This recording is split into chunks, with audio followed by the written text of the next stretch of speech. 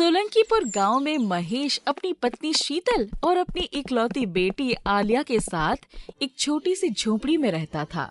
महेश के पिता के मरने के बाद ही उसके बड़े भाई और भाभी ने उन्हें अपनी जायदाद से अलग कर दिया था, पर फिर भी महेश ने अपने भाई भाभी को कुछ न बोलते हुए उस छोटी सी झोपड़ी में रहने आ गया था।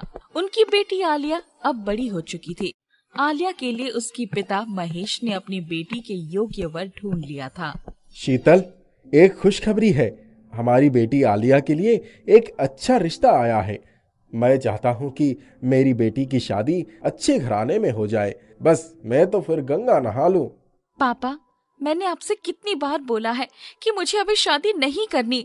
मैं आगे पढ़ना चाहती हूँ। मेरा बचपन से ही इंजीनियर बनने का शौक था और मैं अपने सपने को पूरा करना चाहती हूँ। पर बिटिया आलिया, लड़की वाले ने खुद अपने से इस शादी के लिए बोला है।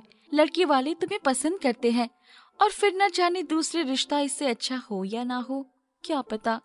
और बात रही तुम्हारी इंजीनियर बनने की, हमारे पास इतने पैसे ही कहाँ कि तुम्हें इंजीनियर की पढ़ाई करवा सके। हाँ बेटी, गरीबों की जिंदगी में बहुत सारी बाधाएं आती हैं और साथ ही साथ कभी कभार हमें अपनी इच्छाओं और अपनी सपनों को भी बांधकर नदी में फेंक देना पड़ता है।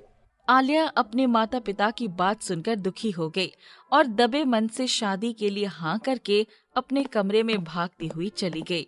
कुछ दिन गुजर गए। फिर एक दिन जब महेश बाजार से अपने घर की ओर जा रहा था तो उसे रास्ते में एक साधु बेहोश पड़े मिला। उसने साधु को देखते ही सामने के तालाब से थोड़ी पानी लाकर उनके मुंह पर छिड़कने लगा और जैसे ही उनको होश आया उसने थोड़ा सा पानी उन्हें पिलाकर अपनी थैली में से कुछ फल निकालकर उन्हें खिलाने लगा। साधु महेश के इस बर्ताव को देख बहुत प्रसन्न हुए। महेश, तुम्हारी मेरी प्रति अटूट निष्ठा भाव को देखकर मैं बहुत मुग्ध हुआ हूँ। तुम्हारे जैसे अच्छा इंसान मैंने अपने जीवन काल में बहुत कम देखे हैं। सदा खुश रहो बेटा। आप सही सलामत हैं, यही मेरे लिए बहुत है। बेटा, मैं तुम्हें आशीर्वाद के स्वरूप कुछ देना चाहता हूँ। ये लो, जादुई ब्लू बैंगन। इसे कोई साधारण ब्लू बैंगन समझने की गलती मत करना। यही है जो तुम्हारी आगे की किस्मत बदल सकती है। महेश साधु को प्रणाम करके उस जादुई ब्लू बैंगन को लेकर पहुंचता है। शीतल ब्लू बैंगन को देखकर हैरान हो जाती है और उसे पूछती है, ब्लू बैंगन, ये ब्लू बैंगन कहाँ से लाई हो आप? महेश शीतल को साधु के बारे में सब कुछ बताता है, जिससे शीतल भी खुश होकर साधु को मन ही मन धन्यवाद कहती है। जैसे ही शीतल ने जादुई ब्लू बैंगन उठाया और उसे बीच से 2 हिस्सा कर दिया, उस जादुई ब्लू बैंगन के अंदर से सोने के सिक्के झनझनाकर जमीन पर बिखर गए। सोने के सिक्कों को देख शीतल और महेश दोनों हैरान रह जाते हैं। ये क्या, इतनी सारी सोने के सिक्के? वही तो मैं भी सोच रहा हूँ कि सोने के सिक्के इस ब्लू बैंगन के अंदर कैसे आ गया। ये जरूर साधु की ही महिमा है। जय हो साधु बाबा की, जय हो साधु बाबा की। जय हो साधु बाबा की। फिर महेश और शीतल दोनों आलिया के पास जाते हैं और उसे सारी बातें बताते हैं और महेश आलिया को आगे की इंजीनियरिंग की पढ़ाई करने की अनुमति दे देता है। आलिया ये सुनकर बहुत खुश हो जाती है। फिर दूसरे ही दिन महेश लड़के वालों के घर में जाकर शादी के लिए मना कर देते हैं और शादी के लिए मना करते ही गांव में कानफूसी शुरू हो गई। गांव के लोगों को अपने काम से ज्यादा आलिया की शादी क्यों टूट गई, इस बात को जानने में रुचि थी। और इधर दूसरी ही दिन महेश, शीतल और आलिया तीनों शहर के लिए निकल पड़ते हैं।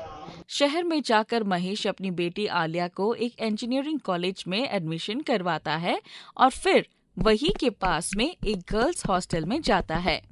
आलिया, ये गर्ल्स हॉस्टल है। तुम यहाँ पर बिल्कुल सुरक्षित हो। यहाँ पर रहकर तुम अपनी पढ़ाई अच्छे से करना और हाँ, किसी भी चीज की अगर जरूरत हो तो हमें बोलना ना भूलना।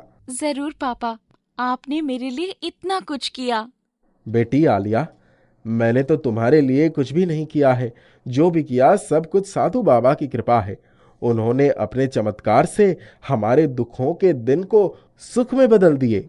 फिर दोनों माँ बेटी अपने गले मिलते हैं और फिर आलिया को गर्ल्स हॉस्टल में उसका सामान देकर महेश और शीतल रामपुर गांव लौट आते हैं। वो दोनों घर लौटे तो उन्होंने देखा उनकी जेठानी और बड़े भाई उनके घर के बाहर बैठकर उनका इंतजार कर रहे थे। अरे शीतल, तुम लोग कहाँ गए थे? और मैंने सुना कि आलिया की शादी भी टूट गई। लड़की वालों ने शादी से मना क्यों कर दिया? नहीं दीदी, लड़की वालों ने नहीं मना किया, हमने मना किया। हम चाहते थे कि आलिया अपने आगे इंजीनियरिंग की पढ़ाई पूरी करे, उसके बाद ही उसकी शादी करवाए।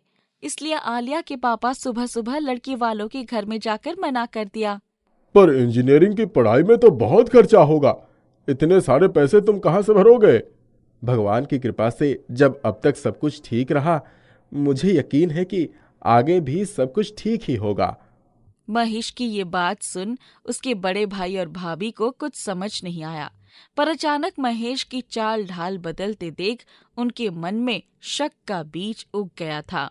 फिर एक दिन शीतल की जेठानी ने उनके घर पर नजर रखना शुरू कर दिया और एक दिन रात को उसकी जेठानी ने खिड़की से छुपकर शीतल के जादुई ब्लू बैंगन काटकर सोना निकालते हुए देख लिया।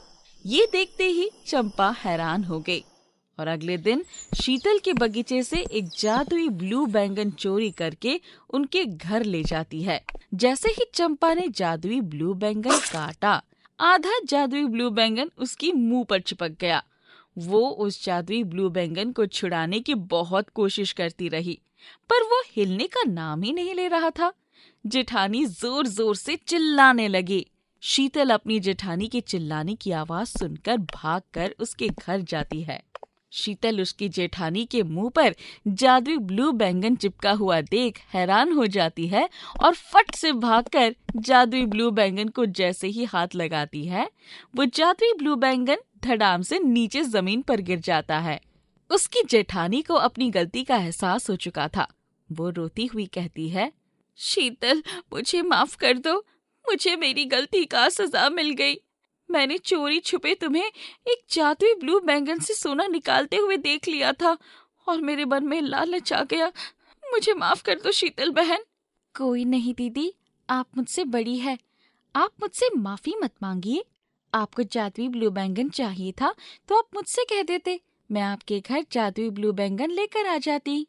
शीतल की बात सुनकर उसकी आंखों में आंसू आ जाते हैं और फिर दोनों एक दूसरे के गले मिल लेते हैं। कुछ सालों बाद आलिया इंजीनियरिंग कंप्लीट करके अपने घर वापस आ गई। अब उनके घर में पैसों की कोई कमी नहीं रही और कुछ महीनों बाद आलिया ने अपनी मम्मी पापा की सहमति लेकर अपनी पसंद के एक इंजीनियरिंग लड़के से शादी कर ली।